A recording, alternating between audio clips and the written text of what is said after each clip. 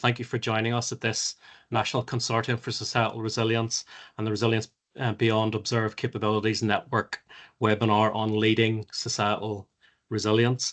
A reminder that this webinar is being recorded and will be available to watch back later. As well as welcoming you to today's event, I'll also be moderating the Q&A session at the end. So my name is Andrew McClelland and I'm a research fellow at the University of Manchester. And over the last number of years, I've been working with the team at Manchester on the National Consortium for Societal Resilience. Your mics and cameras are currently switched off, but you can still contribute questions throughout via the chat function. But please keep any questions or comments short and succinct. Our agenda for today's webinar is pretty straightforward. So as I said, my name is Andrew McClelland and I'll be doing this initial welcome and introduction. Later on, hopefully we'll have a good amount of time in relation to a Q&A, which I will also then be moderating. I won't introduce our guest speakers because I'll be handing over to Caroline to do that in a moment or so. But we have a fantastic lineup of speakers who come from very different perspectives, but have really interesting ideas and perspectives on leading and societal resilience. And I'm sure you'll have plenty of questions later on for the Q&A. This webinar is focused on the mindsets and skill sets needed to lead societal resilience.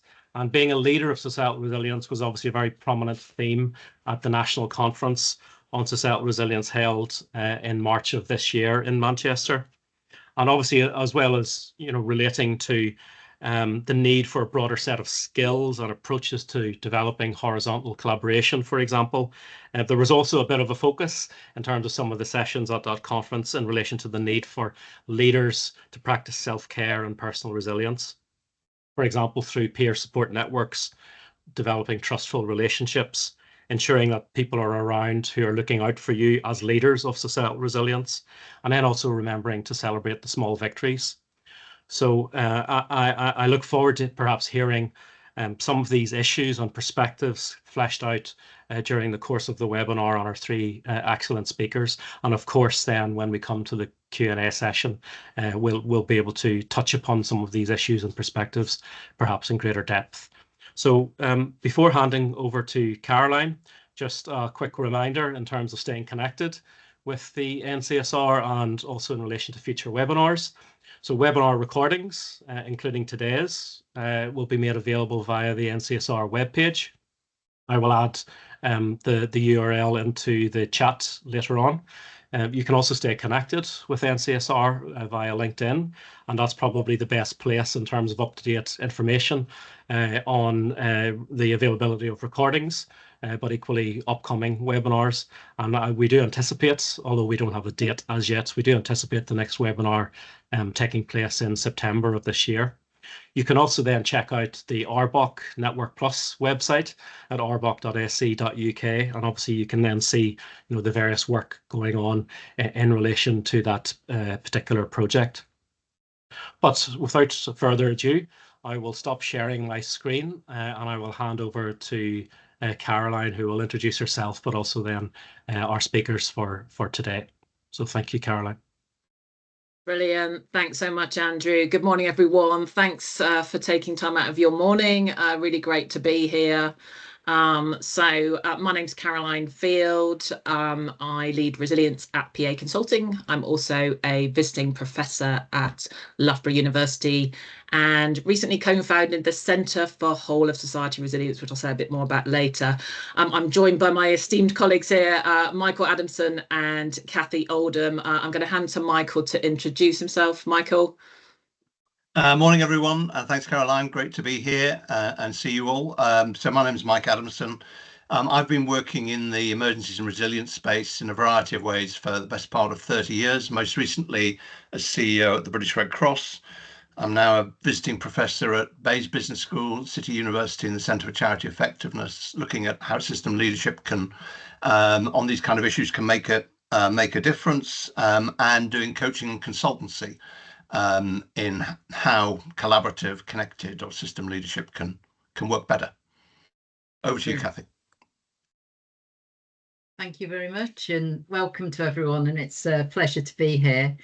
I'm currently the Chief Resilience Officer for the Greater Manchester Combined Authority. So I've been in that role for about 7 years now, but I've been working in civil contingencies resilience for over 20 years. And I'm also a commissioner on the National Preparedness Commission, but it's great to be here today and to join the conversation. Thank you. Brilliant. Thanks both. So I thought before we get into the presentation, it would be great to do a little bit of a quiz time with you guys. So if you could get your phones out and scan that link. There's just 2 questions. And so we're looking at this kind of spectrum here between sort of stability, change, turbulence and volatility. And the first question is around where you are most comfortable. And so that'll be quite interesting to see. I know there's a lot of emergency responders, so maybe you will be happy with crisis and turbulence. But equally, then thinking about where we are in terms of our environment and the world right now. So I'm going to click here, and hopefully that will, you're managing to get on and answer some of those questions. There we go. We're getting some answers in here. Right, great. Keep going. And wait, there's about 90 of you on the call. So what have we got? About 30 people managed to get on at the moment. So it's looking like, yeah, I think it does tend to be, most people do tend to be in the left hand of that spectrum, comfortable with some change, but, liking that stability. Some people are good with chaos. Makes you think of Donald Trump. Chaos and volatility and turbulence. Fab. Okay. And then the second question is, and where do you think we are in terms of our environment? And then you see a sort of, it's more on the sort of middle to right hand side in terms of that increased turbulence and volatility. Brilliant. Thank you, everybody. Now I've got to get back to my presentation, which is the next challenge for me. There we go. Right. So as we saw, and we all know, we are living in an increasingly VUCA, volatile, uncertain, complex and ambiguous environment. You've got these complex interdependencies between our systems and also between our shocks and stresses. So you're looking at the World Economic Forum Global Risk Perception Survey, where we can see that lots of these are actually stresses or chronic risks. They've risen to the top here. We've got societal polarization, economic downturn, misinformation and disinformation as actually some of those top stresses that we're dealing with, as well as the more traditional shocks that we tend to deal with in our local resilience forums.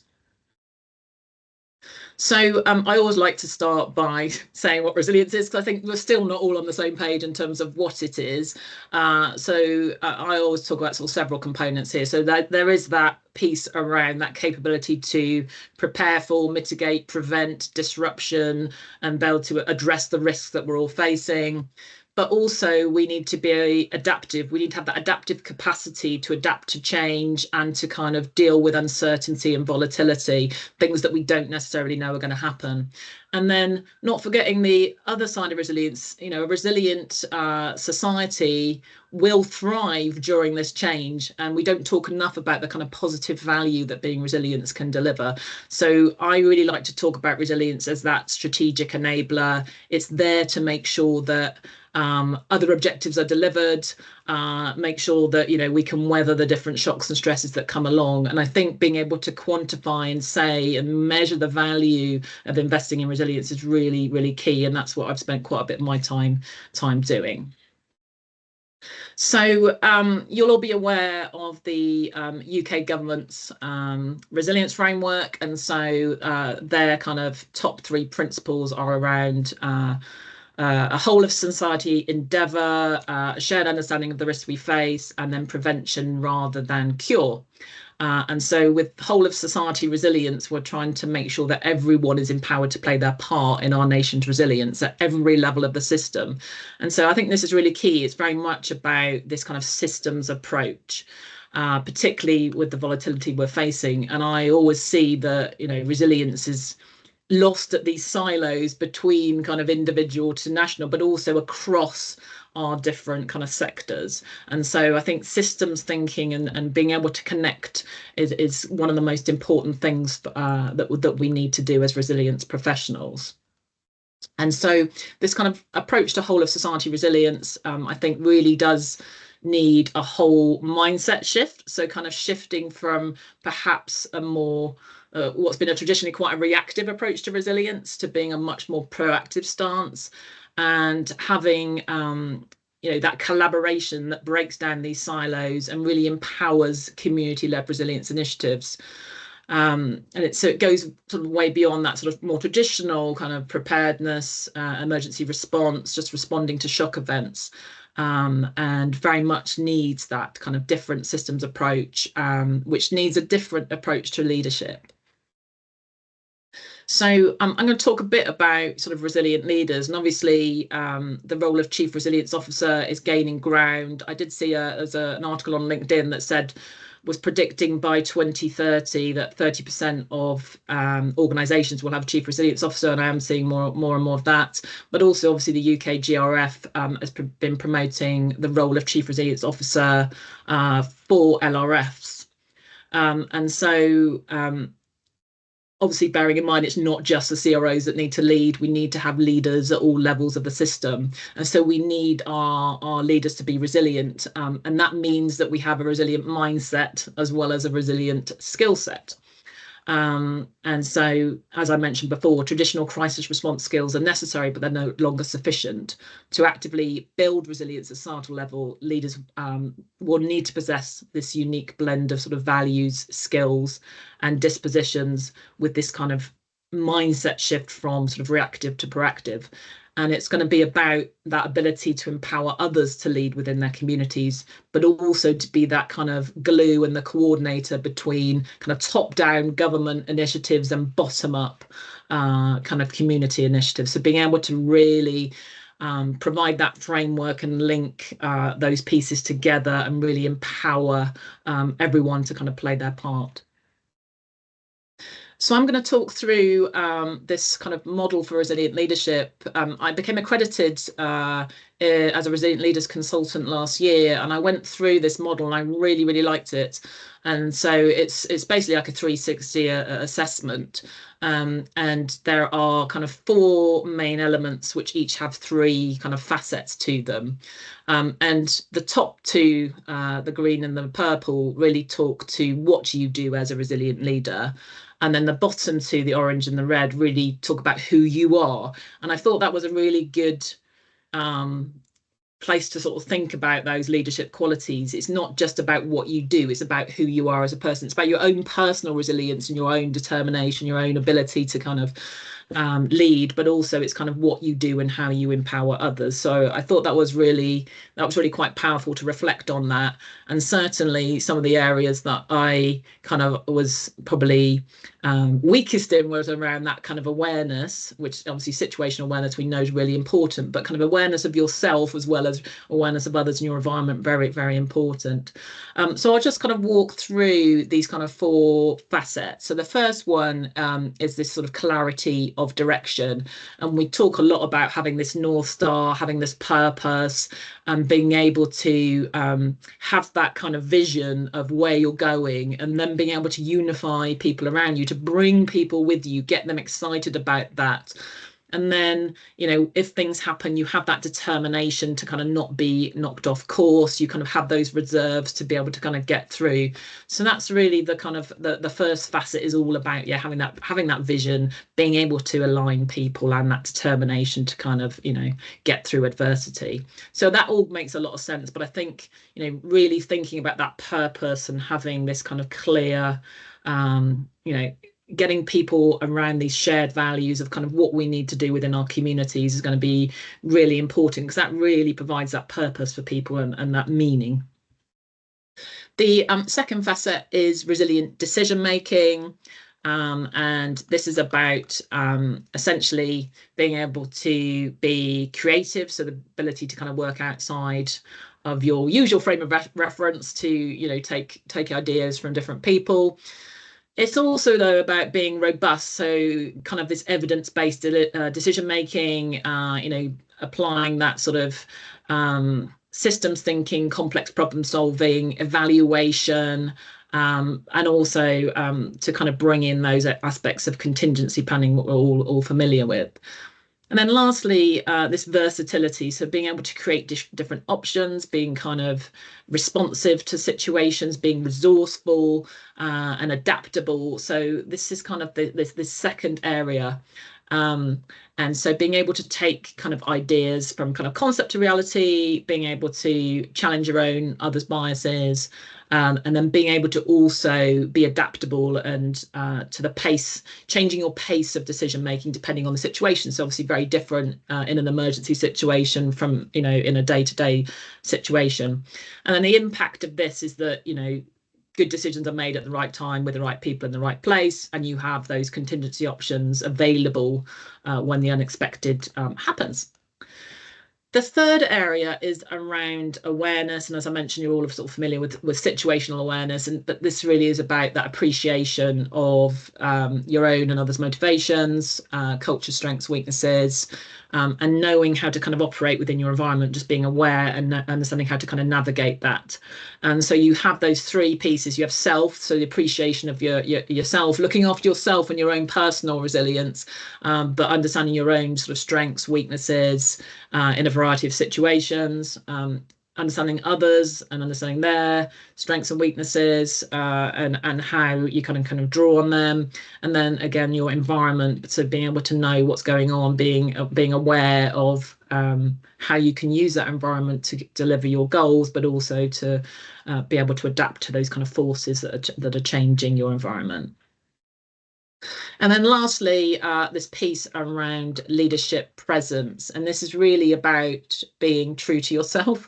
And so very much about your values, your ethical code, being that authentic leader, demonstrating that integrity, conviction, and then also being a serving leader. So being, really cognizant of the needs of others and putting them first, and really being committed to other people and their development and their needs. And then the third one is being intentional. So really remaining focused on that purpose and being able to kind of harness your kind of positive energy towards that. And so those are the four areas. That last one, if you'll know if you have it, because you'll have presence even if you're not in the room. So and the best person will step up and lead. It's not necessarily always you. It's whoever's the right person for the job. And people know what they're doing. They feel empowered. They feel empowered to act. So this, I think, has been a really, from my own personal experience, going through this has been really helpful in terms of reflecting on my own personal leadership and my compulsive need to join dots and kind of systems thinking. And I think this sort of all sits on this bed of being having self-leadership, so having that sense of agency that you can make a difference, being able to be collaborative in your relationships, work with other people, and then harness that kind of systems thinking, being able to join the dots and see the impact across the system of your actions and being able to kind of make those connections. So I think those are three really sort of key foundational points, which I know Michael's going to pick up on now. Michael.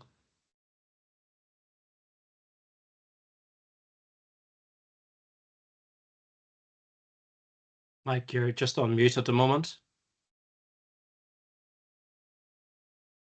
Good start. Morning, everyone. Thank you, Caroline. I'm going to pick up some of those threads from my own experience and talk a little bit about why I think system leadership matters, what some of the characteristics and qualities of system leadership are, and then what else needs to be in place if actually the gains from system leadership, and collaborative leadership are actually going to be sustained. And I've been privileged to work around the world of emergencies and resilience over many years and see operations around the world, from Bangladesh to Syria to Africa to Ukraine to the UK, and all types of emergencies as well, from drought to terror attacks to conflict, flooding, population displacement. And there are a number of things that strike me about what's true about all of those contexts, things that they actually have in common. And the first of those, Caroline, if you could be my helpful assistant, is that the community always responds first, because they're there before, during and after the emergency. And whether that's the Grenfell Tower fire or the Ukraine conflict, or the pernicious impact of drought in the Horn of Africa, it's always the community that's there first to respond. Secondly, we always wish we'd invested more in preparedness and resilience beforehand. And even though we all know, the old proverbs of prevention is better than cure, stitch in time saves 9. We've even got, economic analysis saying that a pound invested ahead of time is saves anywhere between 5 and 20 pounds later. But we still often struggle to create the space and time and resources to invest in the preparedness and resilience that reduces the impact of emergencies or indeed prevents them. And the third reflection that is also always seems to be true is that the whole of our response is nearly always less than the sum of the parts, because we don't quite collaborate well enough, despite our good intentions. We may not be oriented that way. And we might be doing well individually, but collectively failing. And often the learning and evaluations that we do, or even public inquiries that follow afterwards, really draw that out. And perhaps that because societal resilience is an outcome. And I'm sure that Caroline put up a definition, but many of us probably have different words and pictures in our mind. But it's not an input, it's actually an outcome.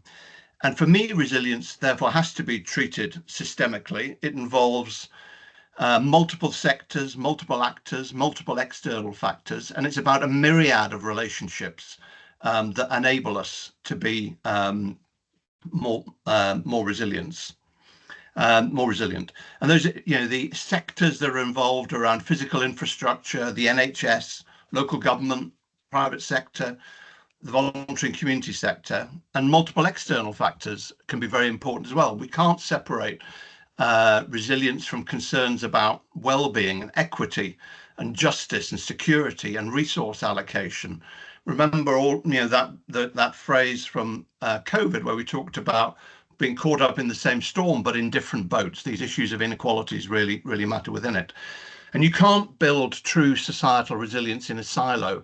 It's a team sport, or as Amy Edmondson, who some of you will be familiar with, talks about teaming, the rapid coordination and communication between people across organizations and sectors and countries who may well not know each other ahead of time, although obviously there are things we can do to try to get to know each other.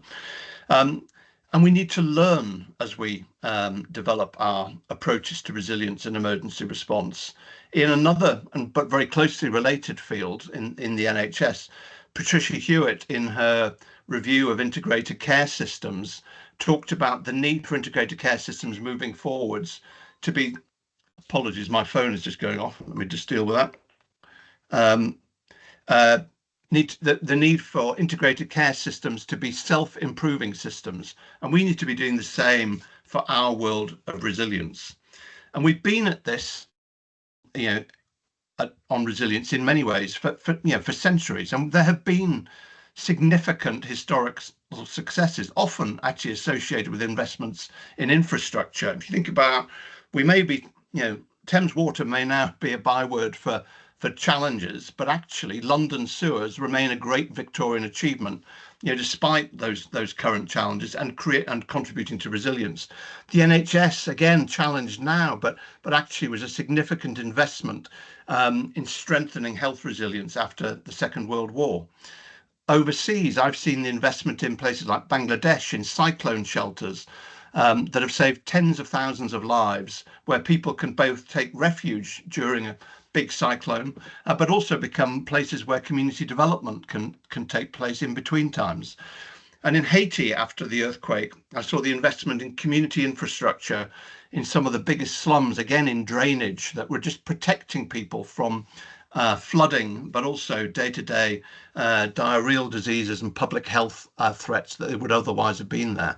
So we actually have done a lot on resilience over the years. But the events that we're now dealing with are coming at us much more quickly than they were before. It's no longer about 1 in 100-year events or 1 in 1,000-year events that we're dealing with. They're coming what can feel like every day, every week, every month, and they're compounding and interacting. So we need to get better at this more quickly. And it's more important than ever because the threats that we're facing are layered on top of chronic crises like never before. You know, the threat from flooding is far greater if the cost of living crisis means that we can't afford insurance, or the threat from a pandemic is far greater if you're homeless. So we've got to look at these compounding issues. And climate change is obviously, and conflict and societal and political polarization are also existential factors that affect the ability for us to work collaboratively to improve the way in which we tackle resilience, but also make it those efforts much more urgent. So what is it about us and our leadership and institutional approaches that can get in the way of making faster progress? You know, as a reformed economist, I would say, you know, resilience is a public good. And the problem with public goods are that they are always underinvested in because the gains of private effort are shared and incentives are not aligned. You can spend time on the collective action for resilience, but who gets the credit? Does anyone even notice? What's the incentive? And if you're at a middle level in an organization or institution, there can be a sort of learned powerlessness or even helplessness. You know, what is to be gained from taking the risk of doing something different within another organization or with another organization that you hardly know? And if your seniors don't believe in that or support you on it. And the sad reality is that even sometimes when we get in the room, even with people that we like, we don't always cooperate and collaborate well enough and really listen to each other. And yet I think that's what is fundamentally required if we're going to move forwards. And I'm going to focus on leadership practice first, but then talk about some of the other things that need to be in place.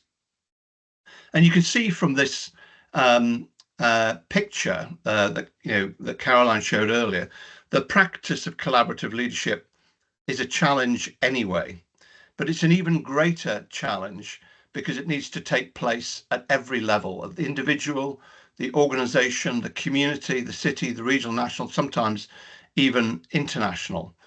And I just wonder whether we've all really embraced, you know, what a true commitment to collaborative leadership might mean and how different it might feel, you know, in our guts and souls and day-to-day practice, and even when it may feel uncomfortable.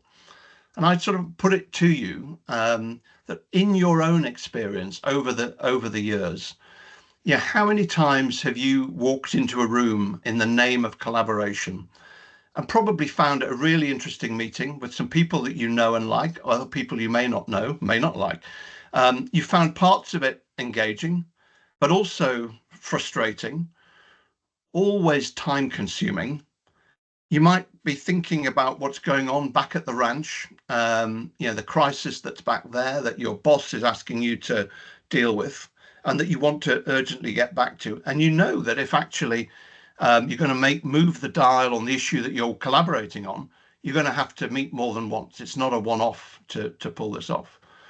Or alternatively, can you remember times when you have walked into a room with a complete commitment to collaboration, with a real readiness to leave your organizational baggage at the door and work on a shared issue together, and have the confidence that your organization is backing you, and with a willingness to give up the time, the budget, the brand, to take a risk in the interest of that greater goal?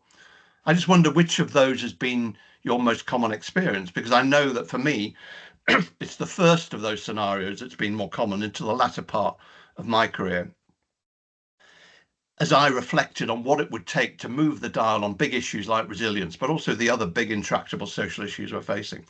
And I know that when as CEO at the Red Cross, I made commitments to collaborative working on a set of issues in relation to resilience, international aid, refugees, health, it fundamentally changed my diary.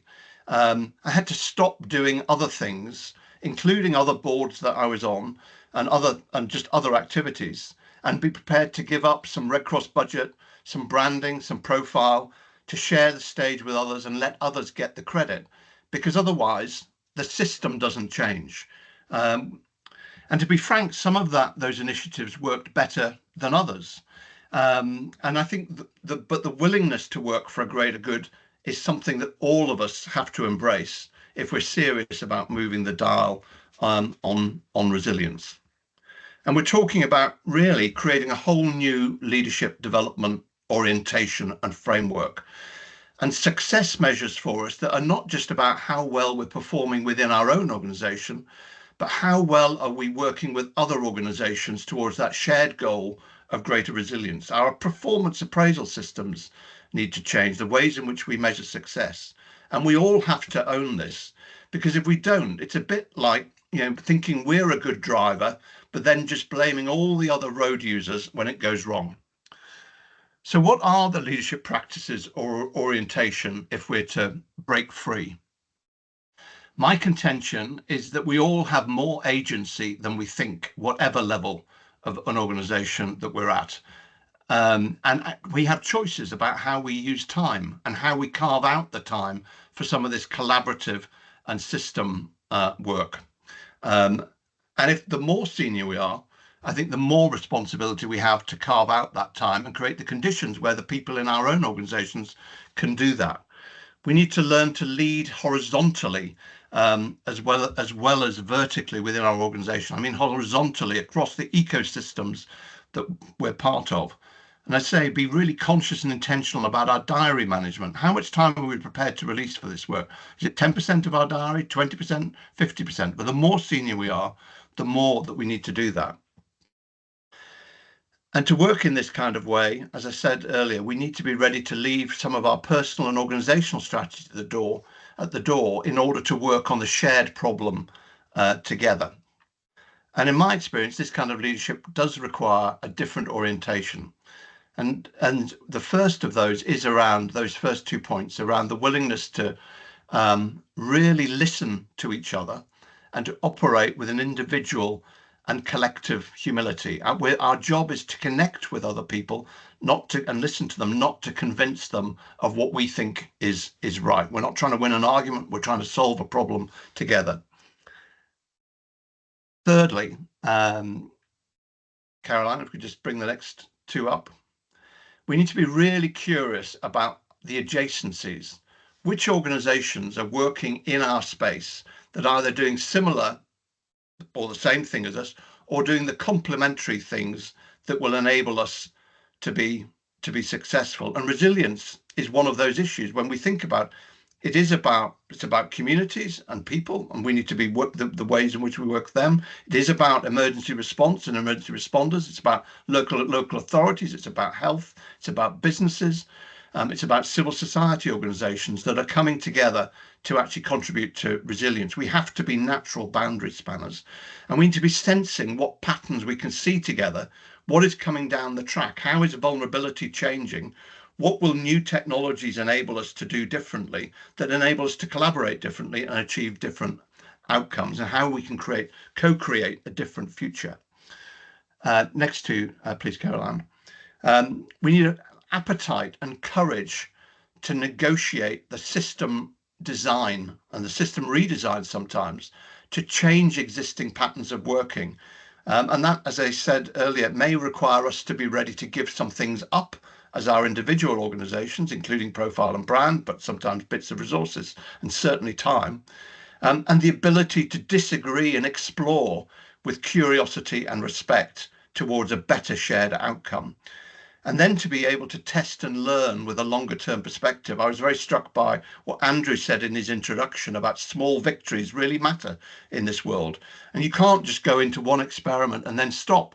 We have to test and learn and then do it again, and with new partners, and always with that longer term perspective, because changing a system and making long-term progress on resilience requires a long-term perspective.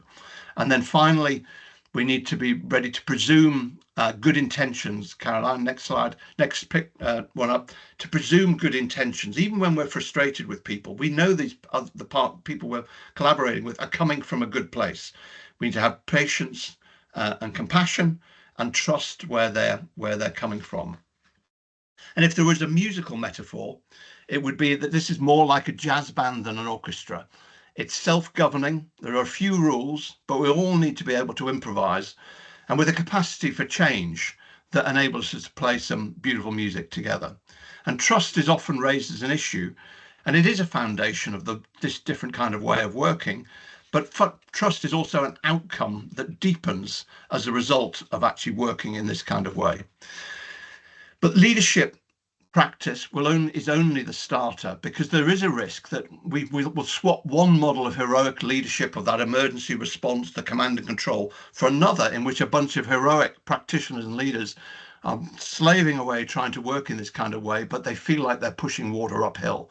And we need to enable them to succeed, and think about what some of those enablers are. So the first of those, Karen, is that actually, all of those two pictures that Caroline put up started with the community level. That resilience is about people and communities. So we all need to be oriented, thinking about how will we enable people and communities to have a stake in this and set out how they want to work and to actually build on their strengths and assets. Secondly, we need to be ready to invest in leadership development for collaborative leadership. The moment, if you think about it, you go into any airport bookshop, you'll find loads of books about team and organizational leadership. You won't find anything about, or you'll be very lucky if you find anything about collaborative, connected, or systems leadership. And yet, if we're serious about this, we need people at every level in all organizations working on these issues who are oriented towards collaborative leadership. So we create a movement of people to actually change how we operate. And we need more people who are oriented in that way. The next one is we need actually boards and politicians to be supporting this way of working, and to understand why their leaders are spending time on this kind of work across organizational boundaries. We need models of governance that support this, that is cross-organizational, not just within organizations. And those cross-organizational governance models do need to be flexible, but they need to be enduring, because they create the guide rails in which all of us are operating and that enable us to. And of course, lots of thinking now going on about what does that mean within the world of resilience at local authority level and beyond. But that needs really active working up of what will work, what do we learn, what are the underlying principles that will create those guide rails. We need a performance management framework that will reward this kind of working. The legendary Jack Welch, who is the chief executive of GEC for many years, he said there are two ways to succeed in GEC, to succeed in GEC, and both are important. The first is that you show that you hit your own numbers, and the second is that you show how you've helped somebody else in the organization hit their numbers. For this kind of way of working, I think we're going to need a third performance metric that shows not only how you're performing against your own organizational goals and team goals, but how you're helping someone else in your own organization. But thirdly, and explicitly, how you're helping the system to perform better through the way in which you work better, so that people get the credit for actually working on these kind of issues. And finally, we need outcomes frameworks for resilience that enable us to build and sustain the economic case for collaborative resilience building. So I hope that's given you a sense of why system leadership matters and some of the leadership practices that I think arise from it. And I'll just leave you with a few thoughts. Firstly, we won't improve the resilience of people and communities if we don't change our way of working with them and with each other, because we are the system. It's not someone else. We can only change our ways of working if we're all prepared to adopt a different orientation and get to know each other, and even the people we don't feel drawn to. And I think collaboration is like a muscle, and using it may feel tiring and uncomfortable to start with, but we need to stick at it and embrace that discomfort. And perhaps we should all set ourselves a goal to reach out to someone or another organization that we think has a shared interest in resilience, but we're not currently working with. We just think beyond our traditional boundaries. And then we need to protect the time to have that meeting. And then we need to do it again, perhaps with the same organization or person, perhaps as then a trio with a third organisation, and start to build those connections beyond the usual suspects that will enable us to create more resilient places and strategies. And finally, it's always good to remember the words of Theodore Roosevelt. There is no limit to what you can achieve if you don't care who gets the credit. Thank you. Over to you, Kathy. Or back to Caroline, maybe. That's all right. No, brilliant. Thank you so much, Michael. That was very inspiring. And now we're going to hear from Kathy Oldham about resilience in practice. Let me move that slide on. Leadership in practice. Thanks, Kathy. Over to you. Thank you very much.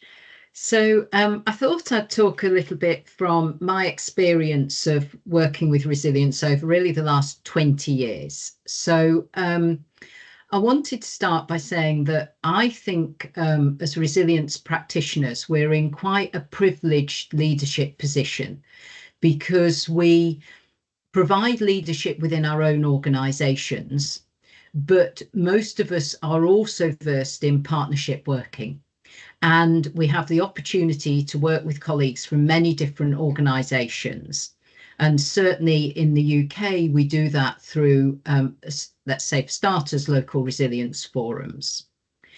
And we also have a role in terms of civic leadership. So that is in placemaking, in working with our communities.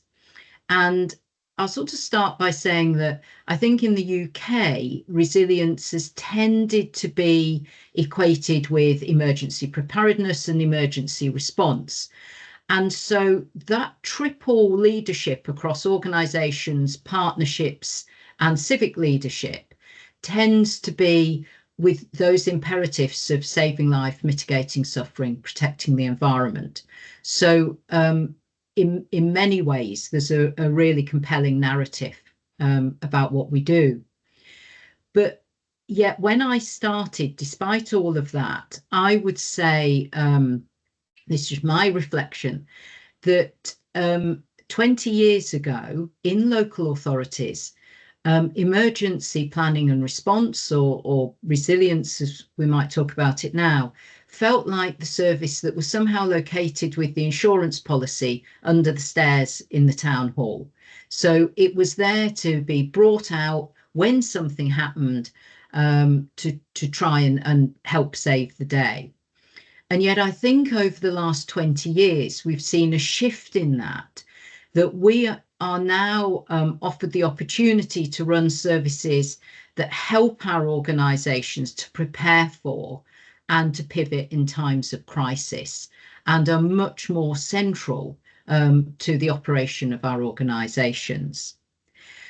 But really, when I started, the concept of vision, Caroline mentioned the North Star, that is, to me, one of the most fundamental things that we need to put in place is, as a leader, what services am I providing, to whom and why?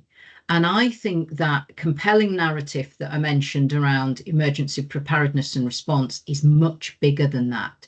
So the image that is in front of you now is taken from what was the 100 Resilient Cities Network, a global network, that was looking at why bother with resilience. And really, the argument here is that if we can build our resilience such that we can cope with disruption or shocks or emergencies, we help to change the outcome for the city and its citizens. So, we all have a trajectory for our cities, a sense of where we want them to go in the future, that path of development. It is possible to suffer some sort of disruption that absolutely knocks you off course. And, we've felt some of the challenges of that. We could argue that some of the challenges around COVID have affected economic outturns, etc. But if you are resilient, there is an opportunity to potentially build out of a crisis to a better future. So one of the good examples of this, I think, is Manchester in 1996, when we had the IRA put a bomb in the city centre. No one died, but there was significant destruction to property, retail, business property in the city centre. And the city rebuilt itself, and it rebuilt that area to accelerate growth and the economy of the city. So I think it's really important when we're thinking about resilience to think, what value are we adding? Why are we pursuing this, and being able to talk about that? And that brings in, who are we accountable to? Our communities, our partners, the businesses of the city. So just to move on to the next slide, and Caroline's doing all the driving on the slides.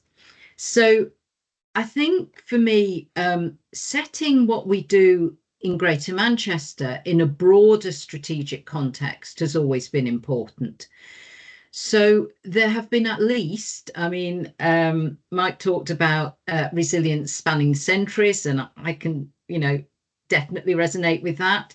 But if I just look at the last 30 years, there's been 30 years of global agreements.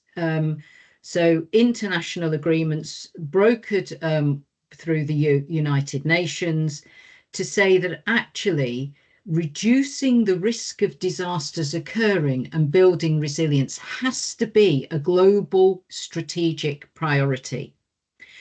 And we're currently working within the Sendai framework for disaster risk reduction, but there were the Hyogo and Yokohama agreements before that.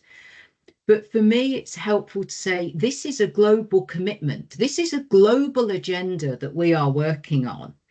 The UK is a signatory to all of these. It feeds into our national approaches, and it makes what we're doing at a city level entirely relevant and contributory to that global agenda. These also give a language, actually, to talk about what we're doing. Particularly, I find when I want to move from looking at perhaps the area of emergency preparedness and response into a much broader resilience discussion, these sorts of agreements, this context can give me the language. So we need to then take that into the local. So the next slide, which I don't expect everybody to read the small print, and you can find this on the GMCA website. This is our resilience strategy for Greater Manchester. And what we've done is to try and think, what are the main pillars of what we're trying to do? So we've always put communities at the heart of what we're doing. We talk about discovery. Now, that's summarises a whole number of things. It's about risks. It's about how the context within which we're working is changing. It's about how the city is changing. So our urban centre is getting much more dense. There's many more people living in the city than there were, say, 30 years ago. And that changes how we support all those communities to be successful, how we would respond if something went wrong. Discovery for me is also about being in a creative space and an innovative space and trying to drive something that's a bit different. Leadership is a critical part of that, and bringing our political leadership with us is obviously crucially important. And then we have placemaking, which includes not just the built environment and our infrastructure, but our green environment and economy as well. And then if things go wrong, we need to be able to respond. So in a way, when I look at our resilience team, I talk about it having 4 characteristics, really. One, we have at the heart of what we do, we still have emergency preparedness and response as a core service that we provide. But we also hold a lot of information about risk. And that can not just inform how we prepare for response, but it can inform organisational and partnership policy. And I think that's a challenge that we have across the resilience community, certainly in the UK, is about how we use all that knowledge we have around risk to embed it in much wider policy landscapes. That takes us into the world of futures and foresight. So we're well versed in scenario planning, but it's about imagining what those futures will be. What will artificial intelligence do to our world? What will climate change do? And how are we going to respond, not just in terms of emergencies, but in terms of broad policy? And then the other thing we can definitely do is try and bring new ideas into the resilience space. So if we move on to the next slide, Caroline, I think one of sort of my messages for today is that I think in resilience, we're good at anticipating and assessing what might happen. And we're good at thinking about responding and to a certain extent recovering from disruption. But we have much more to do in the space of prevention, risk reduction and mitigation. And I've put up this slide about our journey, even though the Stronger LRF's pilot may not be a thing anymore. We'll have to wait and see what the new government decide. But I wanted to say that for me, leadership has been about leading people on a journey, and it's been a long journey. So across about 20 years on this slide, we have started from a statutory basis. We've moved well beyond that. We've embraced new ways of working. We've worked with other cities around the world, other partners within Greater Manchester, to find new and exciting ways of approaching resilience. I mean, it is always absolutely amazing when you hear about another city. It has different risks, different approaches, different ideas, and you can bring those locally to support your community. So I think when I look back across this, as a leader, I always feel I've been asked to sort of perhaps influence and shape where we're going. So not just accept the status quo, the statutory framework, but what sits beyond that? What can we add? And I think certainly in the UK and some other countries, there is a moment now as the political landscape's changing, as there are elections happening across the world, that now is a time to influence and shape and to demonstrate the art of the possible. And that demonstration of the art of the possible is something that we're very keen to do in Greater Manchester. And you'll see that in things like the devolution deals that we agree with government. But at this moment, we have to advocate for resilience. Yes, it is a broad term.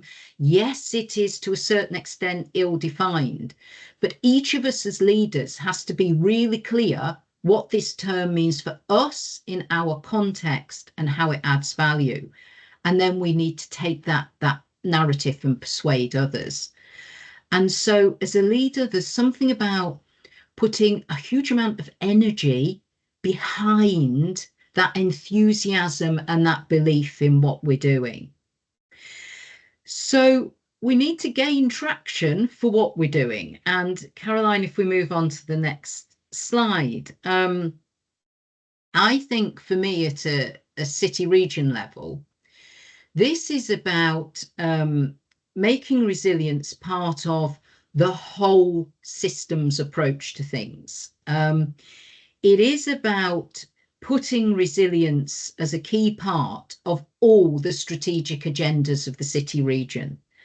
So that map that's in front of you shows the 6 growth locations for Greater Manchester. So areas where there is a huge amount of effort and energy going into what the future might look like, what the businesses, residential areas, what our environment, including the natural environment, might look like in those areas. And I have to be talking about resilience in those spaces. You know, how do we think about those as resilient developments? And part of that is being able, therefore, to speak about resilience as a contributor to economic growth. So, and that is about the livelihoods of the people that live and work in Greater Manchester. But resilience is an investable proposition, and there are investors out there who are looking at how resilient our cities look to think about whether they are places to invest in. And that's a really compelling narrative at a city level about, you know, why resilience. And it is part of every social agenda. So I'm quite curious that Mike and I managed to pick up on the same quote, really, around we're all in the same storm, but we're by no means all in the same boat. And we know that from, just take the experience of COVID, if you are in overcrowded housing, if you do not have access to green space, if you do not have ready access to information, to digital technology to keep your education on track, you are not as resilient when faced with challenge. And that is the opportunity of the moment to start to talk about resilience in terms of, you know, the massive change agendas that we're going through. And then there is crisis response and not allowing that to drop off the agenda. So just moving on to the next slide, some of the challenges are about how do we move quickly enough to address not only the changing risk context, but to really add value and ideas into all of this fast-moving area of political change, strategic change as cities move forwards. And just one of the ways we've done it is to be part of city networks that give us the opportunity to hear what others are doing. So I've put on there some of the networks that we're part of. Some of them are global, some of them more UK based, but it's really about this idea of collaboration. And for me, it's collaboration with partners at the local level, but also beyond that with other cities around the world.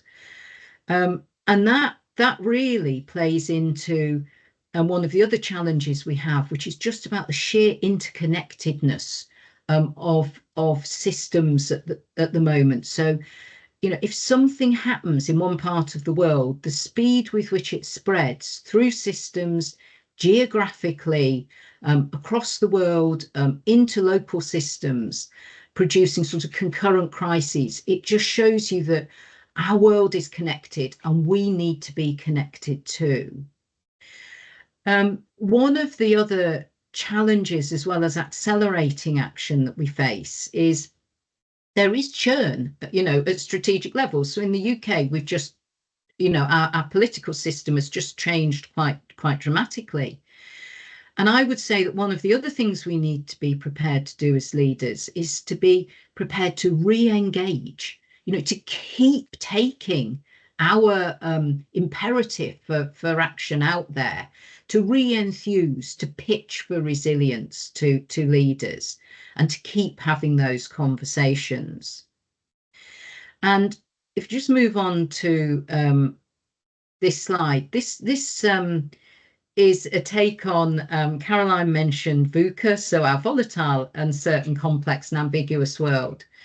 And this is another acronym, just to say that our world is potentially turbulent, uncertain. We're facing novel hazards or risks, novel new initiatives that we don't yet know how they play out, like your artificial intelligence, antimicrobial resistance, climate change. And it is ambiguous. And so the requirement for us as resilient leaders to be speaking in this space and to step up and shape the world as we move forwards, that call is perhaps greater today than it's ever been. And so finally, Mike was touching on really some of the leadership qualities that you might need. And I've probably picked out 3 that he mentioned. One of them is humility. Resilience professionals work across multiple agendas. I mean, one of our huge roles is to convene people, bring together people who work in different silos, and then broker connections between those silos. So when I think about cyber planning, you know, when I bring together the acronyms of resilience together with the acronyms and the expertise of cyber professionals, you know, those are 2 silos that it is a very interesting space to convene and connect. And I mean, also as resilience professionals, we perhaps know more than anybody that no plan survives contact with an emergency, and neither will we really if we believe we are in control and have all the answers. So humility has got to be part of our leadership. For me, compassion is core as well. People are at the heart of everything we do in resilience. You know, when we are building a resilient world, it is about people. When we are dealing with crisis, it is about people.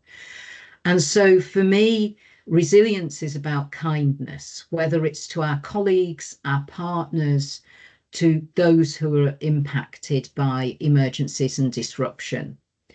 And then the other one I wanted to pick out was curiosity.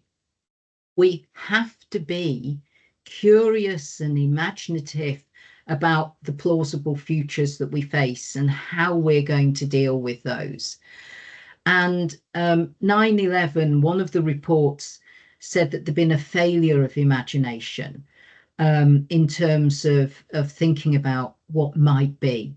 But I actually think that our imagination, our capacity to look into the future and understand it from the perspective of resilience can be one of our strengths.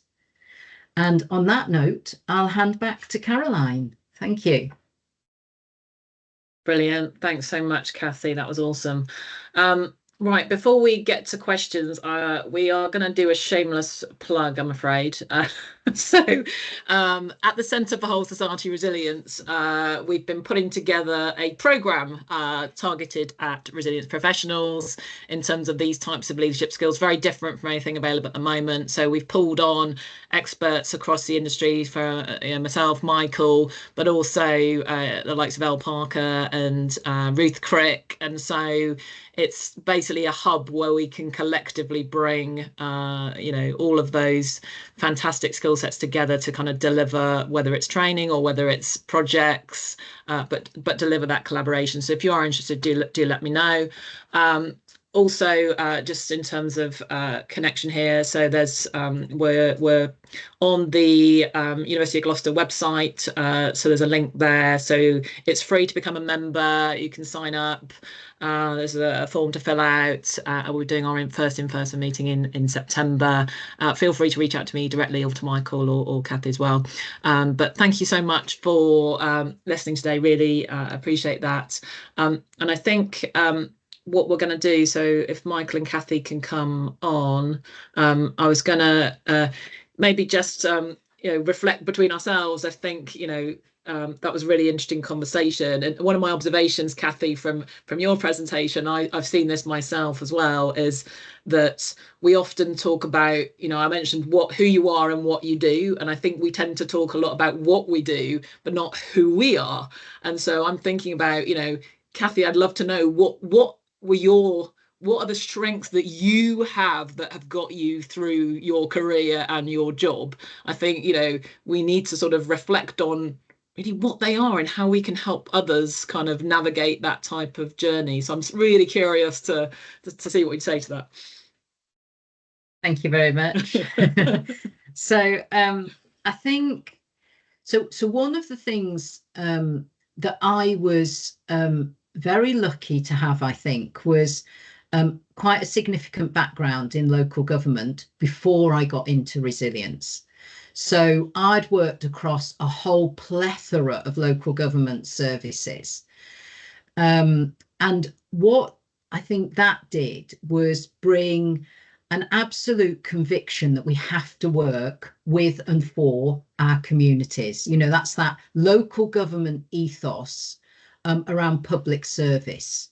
So one of the qualities that I would hope I bring is that really a lot of what I do is guided by the idea of service, you know, and it sometimes feels slightly old-fashioned nowadays, but it comes from a longer time than I care to admit in public service, whether it's NHS or local government. So I think there's something about actually who are we here to serve, and that's there. I suspect I have a level of persistence and determination that I bring in. I was thinking about Mike talking about collaborative spaces, and when you move into them, you know, genuinely how much collaboration takes place. And actually, one of my experiences when I reflected is moving into collaborative spaces where I met with silence. And I can, you know, that actually it happens particularly in command and control. So I have to take this away and think about it. But, you know, really trying to encourage others to participate is in our decisions, in moving us forward. It's something that I strive for, but I think, you know, it is very difficult sometimes for people to take that step and start to put their voice into the room. And that's something that I would really try to encourage. And I guess the other thing is, you know, those principles that I talked about at the end, I know I don't know it all.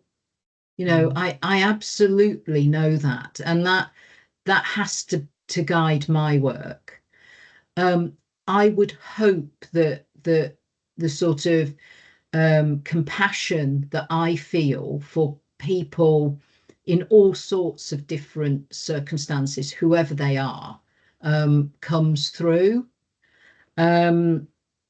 So I think, but yeah, I think at the core of it is it's an ethos of keeping going, because you know, resilience has been a difficult to define world. It still is. You know, intrinsically it's important. So it is about just keeping on with the messaging and the discussion and the broadening out to include more and more people in what we're doing. And what do you, I'm just going to ask you a slightly random question, but what do you do to kind of keep yourself resilient in terms of kind of how do you actually, you know, ensure your own personal resilience and take the time for yourself to kind of, you know, be able to be well and kind of, you know, have the energy to kind of keep going? So I happen to know that some of my staff are on the call at the moment, so they'll perhaps have a view on this. I think the key for me, I have the most amazing network of people. So I have the most amazing team that work for me, around me, that they are incredible in terms of helping me to do what I do. And I'm part of the most incredible organisation. So that organisation is also very supportive and makes you want to come into work every day. And then I have connections, you know, a much broader network that reaches across other cities, other professions. And then I think I have to look to my home life, you know, and amazing family, and then just when I can work up the energy, I go for a run. So and run it all out. Yeah. So perhaps some answers to your question. Yeah, definitely. Thanks, Kathy. I was going to bring Michael in as well, actually, because obviously Michael's had quite an interesting career in terms of coming from a Red Cross perspective, just almost to ask the same question of Michael. And I'm conscious that we want to go to your questions as well. But Michael, I'm interested in your perspective in terms of some of those strengths that you've had to bring to bear during your illustrious career too. Well, why don't we let Andrew bring in some of the questions from the floor, otherwise we'll run out of time, and then I can weave some of that into my answer. Right. So because there's some great questions and comments in the chat. So okay, brilliant. Andrew. Well, thank you very much, Caroline, Mike. Actually, the first cluster of questions perhaps will relate naturally to your presentation, Mike. For those of you that have been at previous NCSR RBOC webinars, we do like to then bring attendees off camera and off mute to ask your own questions. So I see quite a number of questions and comments in the chat. It would be fantastic if people could raise their hands, especially those who have already contributed something to the chat, so that I can then enable your camera and microphone. So I know there's a number of questions around, for example, measuring value of resilience, and there were some obviously within the presentations, then some aspects relating to performance management frameworks, etc. So perhaps Ralph, Steve, Phoebe, Andrew, if you could perhaps raise your hands if you want to verbalize your questions, that would be fantastic. So I see Phoebe. So first of all, I'll enable. It would be fantastic whenever you're able to, if you could obviously say who you are and the organization that you're from. So I'll just allow your mic. So Phoebe, you should be able to ask your question if you come off mute. Hello, I realised I raised my hand very quickly, so I beat everyone to the gun. I am Phoebe Andrew. I'm the Energy Systems Specialist at the Centre for Energy Equality, and we're actually working a lot around the Northwest, so very interested in the Manchester area, Kathy. We've recently been talking a lot about social impact, and that's something that in my question, it's becoming more prevalent in procurement, and a lot of local authorities are really integrating into it. And it feels like there's a huge opportunity to incorporate resilience and understand, finding that link between, I think it's called RORI, of the return on resilience investment, and what that means for community as a way to then show the value of it. And I'm wondering if that's something that has been in conversation in your sphere as resilience professionals. Brilliant. Do you want me to go first, Kathy, or do you want to go first? Okay, all right. So hi, Phoebe, nice to see you. You're doing well. So yeah, I've spent probably about the last 15 years thinking about how do we value resilience, because why would clients invest if they don't know what the return on investment is? So I think most recently what I've been thinking about, and I've kind of put it into 6 dividends of resilience. So it's thinking about, there's value that you get if a risk actually materializes, but that's not always of a compelling kind of piece of information to sell someone. It's like, well, it might never happen. Why would I invest? Okay, but there's value you get anyway if you invest. And so being able to quantify that. So for example, and then there are 3 kind of things that go across. So one, there's kind of like the investment in risk mitigation. So traditional kind of shocks. So think about, okay, if we invest in mitigating a risk, we can value the actual reduction in impact we get if that event materializes. Equally, so say it's a flood defense, but equally, if we've invested in a flood defense, we've actually created more jobs now. We've improved, say it's a green flood defense. We've created a park. We've created social value. We've created health benefits. We've created jobs. So there are economic benefits. You can actually start measuring that benefit as well. Also, when we think about resilience, we also should be thinking about tackling those stresses, the chronic risks. And so obviously now if you tackle a chronic risk, so whether it's cost of living or whether it's health inequality or health outcomes, that will have a benefit if a risk emerges, because it will reduce the impact, because we know that chronic stresses make the impact worse. And obviously it would have a benefit now because you're tackling those underlying stresses and improving your kind of community resilience. And then lastly, the kind of third thing we need to bear in mind when we're thinking about resilience, I touched on that in terms of adaptive capacity. We need to be able to measure our adaptive capacity, or the value of that. And that's that ability to kind of lead, collaborate, respond quickly, to opportunities as well as threats. And so that obviously has a huge value in an incident, because you're responsive, resourceful, and so you can reduce impact.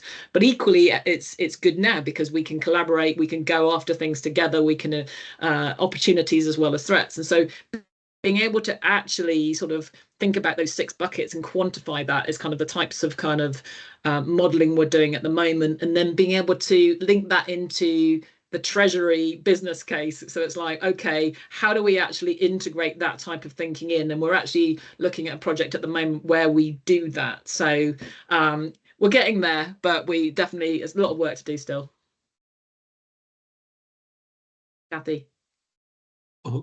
Right, so just a few comments. I think one of the things that we've traditionally not done overly well is to capture the costs of disasters. And so there's a lot of work globally now trying to capture the actual costs of what happens when things go wrong. And that is just to try and answer some of the questions about why you might invest in preparedness and think about these things before they happen. And the figures around unmitigated risks, if we do nothing about climate change, are enormous. So there is financial information available looking at things through a particular way. I think what becomes challenging with resilience is if you take something like our supply chains, we need to think about working as part of a system. And you look at something like supply chains, and you look at cyber risk, and you look at where you might have outsourced part of your business somewhere else. It's not uncommon for that to happen, and it is through your supplier that a cyber threat comes in and then challenges the services that you provide to the public or as a business. Now, what can become difficult in there is that you end up with sort of fuzzy boundaries of your organisation. And I actually want to hand over to Mike just for a minute, because Mike touched on the importance of governance structures and how for resilience, we need a different way of thinking about some of these things that isn't necessarily just, here's my investment, here's my return on it. So I'm hoping I haven't set you up there, Mike, that just naturally leads into some of your thinking around governance and how this works. Yeah, and I've just put in the chat, I also think that that there's an opportunity around not only the whole thing around social value, but also about well-being, which is now part of Treasury Green Book. And what's the link between well-being and resilience, and how can we get ourselves into that bit of the mainstream as well? And yeah, the challenge for all system change, including resilience, is about where you draw boundaries. Where do you draw the dotted line of your system around your bit that you're going to work on, but knowing that it needs to connect to other systems on which it's also dependent, and therefore where you put the governance boundaries, because part of this is creating a movement of people who think and practice in a different way, because they've been developed and rewarded for that way of thinking and practicing. And then some of it is about the governance frameworks around it. And I therefore hope that some of that work that you touched on, Kathy, that the previous government started around resilience frameworks at local level, what the governance could be, just as when we again look at health and integrated care systems, there needs to be much more work around the governance frameworks that bring together in a time efficient way the voluntary and community sector and the community actors with the formal statutory actors, because statutory actors look pretty opaque, to be honest, to the community. and then the community actors look pretty fragmented and confusing to the statutory actors. Somehow we've got to create bridging governance and work up models, key principles and models.